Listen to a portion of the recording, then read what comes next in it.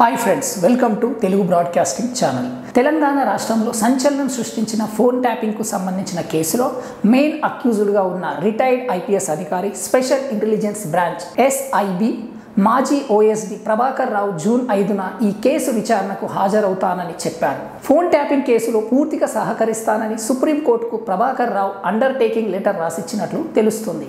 యుఎస్ఏలో ఉన్న Prabhakar Rao one time entry passport అందిన వెంటనే ఇండియాకు వస్తున్నట్లు సమాచారం. ఫోన్ ట్యాపింగ్ కేసు విచారణకు రాకుండా క్యాన్సర్ ట్రీట్మెంట్ అని చెప్పి గత 14 నెలలుగా ప్రభాకర్ రావు అమెరికాలోనే ఉంటున్న విషయం తెలిసిందే.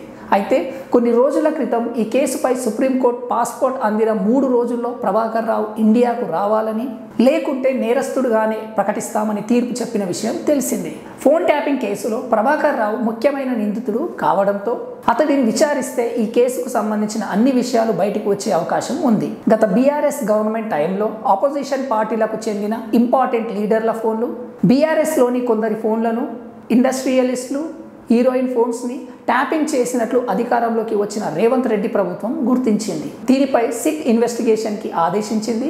ఈ విషయాన్ని ముందుగానే తెలుసుకున్న రిటైర్డ్ ఐపీఎస్ అధికారి ప్రభాకర్ రావు అమెరికా వెళ్లిపోయినట్లు గుర్తించింది. ఇప్పటి వరకు ఈ కేసుతో సంబంధం ఉన్న వారందరినీ సిట్ అధికారులు అరెస్ట్ చేసి ఇన్వెస్టిగేషన్ చేశారు.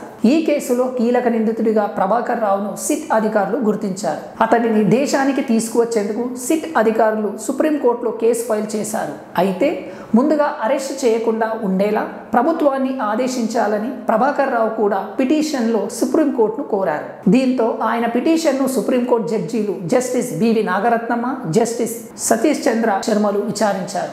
విచారణకు వచ్చే వరకు ప్రభాకర్ రావుని అరెస్టు చేయవద్దని, దేశానికి తిరిగి వచ్చేందుకు ఆయనకు పాస్పోర్ట్ ఇవ్వాలని ఆదేశించింది. ఈ పాస్పోర్ట్ అందిన 3 రోజులలోపు భారత్కు తిరిగి వచ్చి సిట్ అధికారుల ముందు విచారణకు హాజరు కావాలని, విచారణకు సహకరించాలని పిటిషనర్ ప్రభాకర్ రావుని సుప్రీంకోర్టు ఆదేశించింది. దీంతో ప్రభాకర్ రావు జూన్ 5న ఈ కేసు విచారణకు హాజరవుతారు.